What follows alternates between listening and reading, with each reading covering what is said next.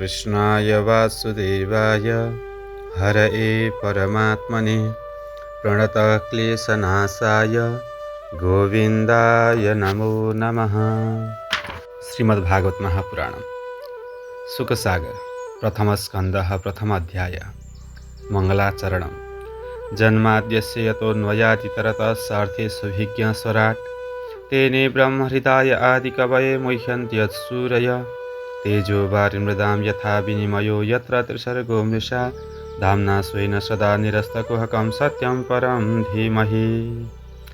जुन ईश्वर सृष्टि स्थिति संहार गर्दछन्, जसको सत्ताले नै यस संसारको सत्ता छ र यस संसारको नाश हुँदा पनि जसको सत्ता बनिरहन्छ, नाश हुँदैन, जसको अस्तित्व सदैव रहिरहन्छ, जो सर्वत्र छन्, जो अत्यन्त ज्ञानवान र प्रकृतिभन्दा भिन्न छन्, जो स्वयं प्रकाशमान छन्, जो यस सृष्टिको आरम्भमा आफ्नो सङ्कल्प मात्रले ब्रह्माको उत्पत्ति गरेर वेद ज्ञानको प्रचार प्रसार गर्दछन्, जसको विषयमा ठुला ठुला ऋषिमुनि पनि राम्ररी जान्न सक्दैनन्, जसको सत्य रूपमा यो सत्व रज तम तिनै थरी सत्ता रूपमा त सत्य नै बुझिन्छन्, तर भिन्न भिन्न नामहरूले असत्य जस्तै प्रतीत हुन्छन्।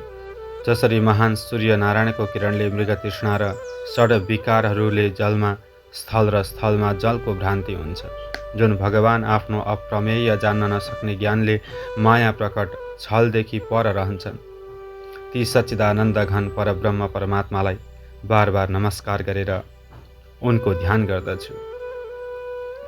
ग्रन्थको महिमा। यो शुकसागर जुन सुखको समुद्र हो, त्यो महामुनि श्रीकृष्ण द्वैपायन व्यासले आफ्नो अलौकिक ज्ञानद्वारा रचना गरेका हुन्। यस महान ग्रन्थमा उत्तम प्रेम र अनन्य एवं विशुद्ध भगवत प्रेमको विशेष निरूपण गरिएको छ। यो प्रेम प्राप्त भएपछि सहजै उत्तम गति अर्थात् मोक्ष मिल्दछ। यो उत्तम महापुराण आध्यात्मिक, आदिदैविक, आदिभौतिक तिनै थरीका तापलाई समूल जरा समेत नाश पारेर परब्रह्म परमात्मा श्रीकृष्णको सान्निध्य प्राप्त गराउन समर्थ छ। यो उत्तम महापुराण आध्यात्मिक, आदिदैविक, आदिभौतिक तिनै थरीका तापलाई समूल जरा समेत नाश पारेर परब्रह्म परमात्मा श्रीकृष्णको सान्निध्य प्राप्त गराउन समर्थ छ। यस ग्रन्थको अध्ययन, मनन र आश्रय लिएपछि अरू कुनै पनि शास्त्रको अध्ययन, मनन गर्ने आवश्यकता पर्दैन। यो सर्वोत्तम ग्रन्थको पाठ सुन्ने वा स्वयं गर्नाले श्रीकृष्ण भगवान स्वयं त्यसका हृदयमा निवास गर्नुहुन्छ। यो शुकसागर अर्थात् श्रीमद् भागवत वेदहरूको पाकिसकेको फल हो। यसलाई शुकदेव रूपी सुँगाले चुच्चो गाडेर चाखेको हुनाले अत्यन्त आनन्द प्रदान गर्ने अमृत जस्तै भयो। यो भागवत रूपी यस्तो फल छ जसमा बोक्रा, कोया, सारहीन केही पनि छैन, सबै अमृत जस्तो मिठो गुदी मात्र छ। जसरी सुगाले जुठ्याएको फल अत्यन्त मिठो हुन्छ, सरस हुन्छ, त्यस्तै शुकदेव रूप सुगाको मुखबाट निस्केको हुनाले मिठो र सरस छ। नैमिषमा सौनकहरू धर्छन् हरिपद ध्यान, नैमिषमा सौनकहरू धर्छन् हरिपद ध्यान, प्रश्न सुनिकन सुतले सोध्छन् गर्न बयान।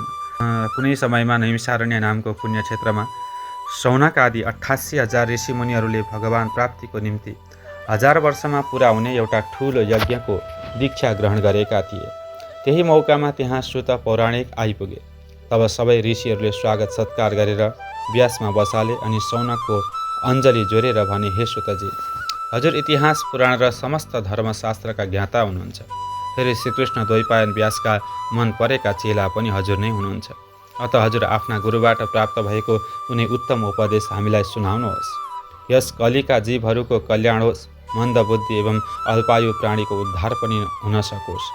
फेरि मन परेका शिष्य हुनाले हजुरलाई अनेक इतिहास, पुराण, धर्मशास्त्र आदिको गूढ रहस्य पनि बताउनु भएको होला। हुन त अनेक शास्त्र पुराणहरू छन्, तर आयुष्य र समय थोरै हुनाले ती सबैको अध्ययन गरेर साध्य छैन।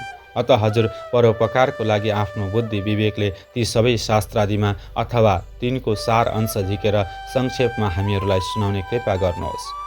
हामीलाई त्यस्तो सुन्ने लालसा छ जसमा वसुदेवका पुत्र भएर अवतार लिने श्रीकृष्ण भगवानको कथामृत होस्, जसको पान गरेर संसारका सबै प्राणीहरूको सधैँ र सबै प्रकारले कल्याण होस्।